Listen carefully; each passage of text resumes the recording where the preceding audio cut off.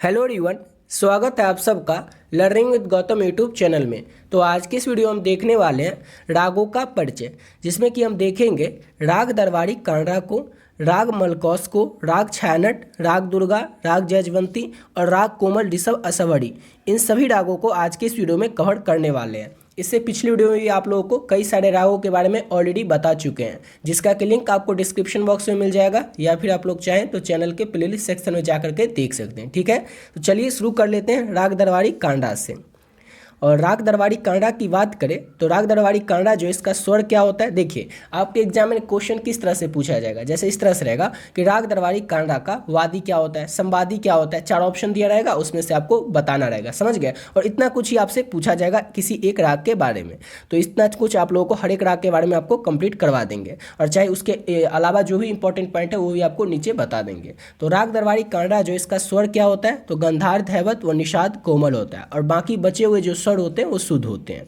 और इसकी जाति होती है संपूर्ण वक्र। याद रखना है, राग दरबारी कांडा का जाति क्या होता है, तो संपूर्ण वक्र होता है। ठाट क्या होता है, तो अशावड़ी होता है, वादी ऋषभ, संवादी पंचम, और समय यानी कि राग दरबारी कांडा का गाने और बजाने का जो समय है वो रात्रि का तीसरा पहर होता है। यहाँ पर आप लोग समझ तो गए, यहाँ पर आप समझ गए, याद भी हो गया, लेकिन थोड़ी देर बाद आप क्या होगा, भूल जाएंगे। इसलिए आपको क्या करना है, इसको बार बार रिवीजन करते रहना है। और राग दरबारी कांडा के बारे में आपको क्या याद रखना है, तो राग दरबारी कांडा जो है ये तानसेन के द्वारा बनाया गया राग है। सबसे इंपॉर्टेंट पॉइंट है, आपसे एग्जाम में पूछा जा सकता है कि राग दरबारी कांडा किसके द्वारा बनाया गया था, तो याद रखना है तानसेन के द्वारा बनाया गया था।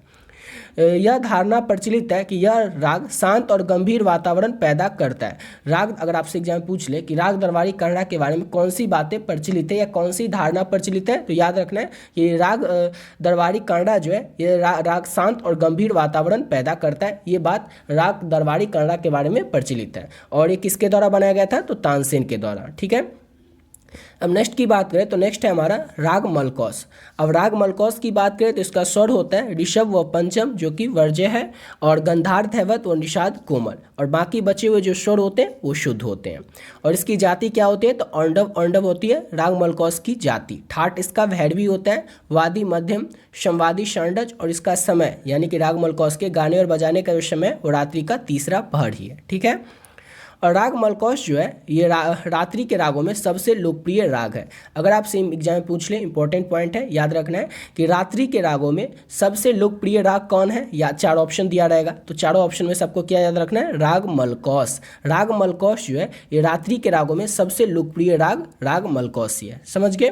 चलिए अब अगला पॉइंट देख लेते हैं, राग छायानट के बारे में।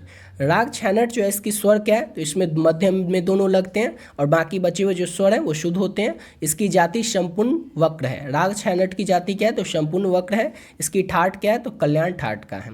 वादी क्या है, राग छायानट का वादी तो पंचम है, और इसका संवादी क्या है, तो ऋषभ है। समय क्या है, तो रात्रि का दूसरा पहर। यहाँ पर क्या देख रहे थे, रात्रि का तीसरा पहर, और ये क्या है, रात्रि का दूसरा पहर राग छायानट के गाने और बजाने का समय है। इतना आप लोग क्या याद रखेंगे राग छायानट के बारे में। ठीक है, और देखिए अगर आप लोग बीपीएससी शिक्षक भर्ती 3.0 या फिर आप लोग 4.0 किसी का भी तैयारी कर रहे हैं तो उसका नोट्स ले सकते हैं, और उस नोट्स को लेकर के आप लोग बहुत ही कम समय में और बहुत ही बढ़िया तरीके से अपने एग्जाम की तैयारी कर सकते हैं। तो देख लीजिए नोट्स आपको लेना किस तरह से, और उसमें आपको क्या क्या मिलेगा। तो टोटल आपको 4 PDF मिलेगा, नोट्स में 4 PDF मिलेगा, और 4 PDF जो रहेगा उसमें क्या रहेगा, तो देखिए पहला जो PDF रहेगा उसमें आपको थ्योरी का पोर्शन रहेगा, यानी कि आपके सिलेबस में जो कंसर्न सब्जेक्ट है आपका म्यूजिक का, जिससे कि 80 क्वेश्चन पूछे जाएंगे, उस 80 क्वेश्चन के लिए आपके सिलेबस में जो जो पॉइंट दिया हुआ है कि इस पॉइंट से क्वेश्चन बन सकते हैं, जो सिलेबस में आपको दिया हुआ है उसको हर एक पॉइंट को डिफाइन किया गया इस फर्स्ट PDF में। जैसे कि आपके सिलेबस में दिया गया कि रागों को पढ़ना है। अब रागों में तो बहुत सारे राग आते हैं, तो जितने भी राग हैं जो आपके एग्जाम में आएंगे उसके बारे में इसी तरह से, जैसे यहाँ आप देख रहे हैं यहाँ पर तो कुछ पॉइंट मिसिंग भी है, तो वो सब पॉइंट उसमें ऐड करके सभी रागों के बारे में दिया हुआ है उस PDF में। उसके बाद आपको ताल के बारे में या फिर घराना के बारे में, यानी कि आपके सिलेबस में जो कुछ भी दिया है पढ़ने के लिए वो फर्स्ट PDF में आपको थ्योरी के रूप में मिल जाएगा। यही अगर आप लोग किसी बुक में पढ़ेंगे तो क्या होगा, किसी आप इसके लिए आपको 4-5 बुक पढ़ना पड़ेगा, फिर भी आपका सिलेबस कंप्लीट नहीं हो पाएगा। क्यों? क्योंकि किसी बुक में आप राग के बारे में पढ़ेंगे, किसी में ताल के बारे में पढ़ेंगे, किसी बुक में घराना के बारे में पढ़ेंगे, लेकिन ऐसा नहीं हुआ कि किसी एक ही बुक में आप लोग को ये सभी कुछ एक साथ में मिल जाए, ऐसा तो होगा नहीं। और बुक में क्या रहता है, बहुत ही ज़्यादा डिटेल में रहता है, आपको उतना पढ़ने की जरूरत भी नहीं रहती है, लेकिन फिर भी डिटेल में रहता है। इसमें क्या है कि ये जो बनाया गया PDF, ये तो एक्चुअली बनाया किस लिए गया, BPSC के लिए ही बनाया गया, लेकिन वो जो बुक होगा वो तो गहन अध्ययन करके बनाया गया कि इसमें सारे टॉपिक, सारे इसके जो टॉपिक है वो क्लियर हो जाए, इसके लिए बनाया गया। तो उसमें बहुत ज़्यादा डिटेल में दिया रहता है, उतना आपको पढ़ने की जरूरत नहीं है। ये जो PDF है ये तैयार किया गया केवल BPSC वालों के लिए। तो अगर इसको पढ़ लेते हैं अच्छे से तो आपका जो थ्योरी है यहीं से कंप्लीट हो जाएगा, एक ही PDF से कंप्लीट हो जाएगा, इसको कहीं और से करने की जरूरत नहीं है इसके सिलेबस को, ठीक है। नेक्स्ट की बात करें तो इसके बाद आपको मिलेगा ऑब्जेक्टिव क्वेश्चन। आपके एग्जाम में थ्योरी तो पूछेगा नहीं, ऐसा तो नहीं रहेगा कि कोई क्वेश्चन आएगा उसको 4-5 लाइन में डिफाइन करके लिखना है। ऑब्जेक्टिव क्वेश्चन पूछा जाएगा। तो ऑब्जेक्टिव क्वेश्चन करने के लिए आप कितना भी पढ़ लेते हैं तो पढ़ने से कुछ नहीं होगा, जब तक आप लोग प्रैक्टिस नहीं करेंगे आपसे एक भी क्वेश्चन बनने वाला नहीं है, चाहे आप लोग कितना भी क्वेश्चन पढ़ लें। तो यहाँ पर जैसे ही आप लोग पूरा थ्योरी कंप्लीट करेंगे उसके बाद आपको सेकंड PDF पढ़ लेना है। इसमें आपको 1000 क्वेश्चन मिलेगा। इस 1000 क्वेश्चन को बहुत ही अच्छे तरीके से तैयार किया गया, बहुत ही देख सोच समझ करके कि कौन सा क्वेश्चन इस साल पूछा आ सकता है या इंपॉर्टेंट है। जैसे कि यहाँ पर आप थ्योरी पढ़ेंगे पाश्चात्य संगीत, आप पाश्चात्य संगीत से रिलेटेड ऑब्जेक्टिव इसमें रहेगा, ठीक है। थर्ड PDF की बात करें तो इसमें आपको क्या मिलेगा, PYQ बेस्ड क्वेश्चन, यानी कि प्रीवियस ईयर में जो क्वेश्चन पूछे गए BPSC में तो सभी को एनालाइज करके तैयार किया गया ये PDF है कि इस साल किस तरह के क्वेश्चन इंपॉर्टेंट बन सकते हैं, इस साल आने वाले जो एग्जाम है आपके 3 और 4 उसके लिए वही इसमें तैयार किया गया। 500 इसमें आपको क्वेश्चन मिलेगा, PYQ क्वेश्चन को एनालाइज करके तैयार किया गया PDF है, और इसमें क्वेश्चन की संख्या जो है वो 500 है। फोर्थ है वाद्य यंत्र और उनके वादक से संबंधित, यानी कि जो वाद्य यंत्र होते हैं वो किससे से संबंधित, उसके वादक कौन है, वो किससे संबंधित है। जैसे कि बिस्मिल्लाह का शनाई वादन करते थे, इस तरह से जो संबंधित है प्रश्न वो रहेगा इसमें 112 प्रश्न है। जैसे आपके एग्जाम में जो एक क्वेश्चन पूछा जाएगा वाद्य यंत्र और उनके वादक से संबंधित, ये मिनिमम 5 से 6 और मैक्सिमम 8 से 10 पूछा जाएगा, वो आपका यहीं से कंप्लीट हो जाएगा। और इस चारों PDF को अगर आप लोग अच्छे तरीके से बढ़िया तरीके से तैयार कर लेते हैं तो यकीन मानिए आपका इसके बाहर आपको कुछ भी तैयारी करने की जरूरत नहीं पड़ेगी। आपका जो कंसर्न सब्जेक्ट जैसे कि आपका म्यूजिक होगा तो म्यूजिक से जो 80 क्वेश्चन आपके एग्जाम में पूछे जाएंगे उसमें से अधिकतर क्वेश्चन आपको यहीं से देखने को मिल जाएगा, ठीक है। अब इसकी समझ तो लिए कि इसमें क्या क्या रहेगा, कैसे रहेगा। अब इसको लेना किस तरह से, तो ओनली 40 रुपीज़ यानी कि ओनली 40 रुपये आपको पे करना है इस नंबर पे 7903820891। इस पर आप लोग फोनपे, गूगल पे, पेटीएम किसी भी माध्यम से 40 रुपीज़ यानी कि 40 रुपये आपको पे कर देना है। उसके बाद क्या करना है, इसी नंबर से व्हाट्सएप है, इस नंबर से जो व्हाट्सएप है उस पर आपको ये स्क्रीनशॉट भेज देना है, यानी कि आप जो 40 रुपये पे करेंगे उसका स्क्रीनशॉट इसी नंबर के व्हाट्सएप पे भेज दीजिएगा और एक मैसेज कर दीजिएगा BPSC नोट्स, और आपको व्हाट्सएप पे ही ये चारों PDF मिल जाएगा। और इस PDF को पढ़ करके आप लोग बहुत ही कम समय में और बहुत ही बढ़िया तरीके से अपने एग्जाम की प्रिपरेशन कर सकते हैं, ठीक है। चलिए अब आते हैं अपने नेक्स्ट राग दुर्गा पे। और राग दुर्गा की बात करें तो इसका स्वर क्या होता है, तो इसका स्वर गंधार और निषाद वर्ज्य होता है, ठीक है इसमें। और बाकी बचे हुए जो स्वर होते हैं वो शुद्ध होते हैं। इसकी जाति क्या होती है, तो औंडव औंडव राग दुर्गा की जाति होती है। ठाट क्या होता है, तो बिलावल ठाट का होता है राग दुर्गा। वादी इसका होता है मध्यम, संवादी सांडज। और समय यानी कि राग दुर्गा के गाने और बजाने का जो समय वो रात्रि का दूसरा पहाड़ है। इतना समझ गए। अब रात्रि के रागों में राग दुर्गा जो है ये भी बहुत ही मधुर और सबसे लोकप्रिय रागों में से एक है। तो याद रखना है आपको ये पॉइंट भी, और इतना आपको याद रखना है राग दुर्गा के बारे में, समझ गए।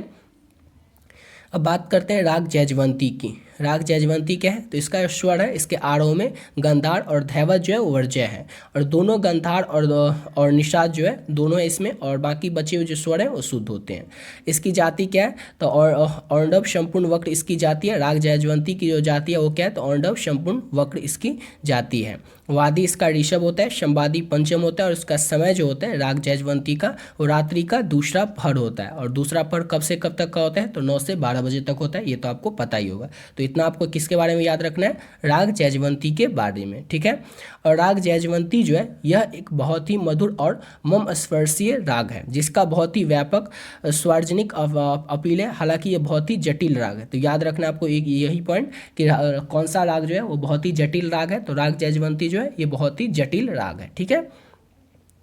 और छठे की बात करें तो छठा हमारा राग कोमल ऋषभ असावरी। राग कोमल ऋषभ असावरी के बारे में देखिए, इसके स्वर में आरोह में गंधार और निषाद जो है ये वर्ज्य है। अवरोह में पंचम वर्ज्य है, और याद रखना है आरोह में क्या वर्ज्य है और अवरोह में क्या वर्ज्य है। उसके बाद ऋषभ, गंधार, धैवत और निषाद जो है इसमें कोमल लगते हैं, ठीक है, और बाकी बचे हुए जो स्वर हैं वो शुद्ध लगते हैं। अब इसकी जाति क्या है, राग कोमल ऋषभ असावरी की जाति है औंडव शांडव वक्र, औंडव शांडव वक्र जाति है राग कोमल ऋषभ असावरी की। वादी इसका धैवत होता है, संवादी इसका ऋषभ होता है, ठीक है। और इसका समय क्या होता है, तो दिन का दूसरा पहर होता है। यहाँ पर क्या देखे थे, पिछला जो था राग जयजवंती इसका था रात का दूसरा पहर, और यहाँ पर क्या है, दिन का दूसरा पहर। राग कोमल ऋषभ असावरी का जो गाने और बजाने का समय वो दिन का दूसरा पहर है, ठीक है, दिन का द्वितीय पहर। इतना आपको याद रखना है राग कोमल ऋषभ असावरी के बारे में, ठीक है।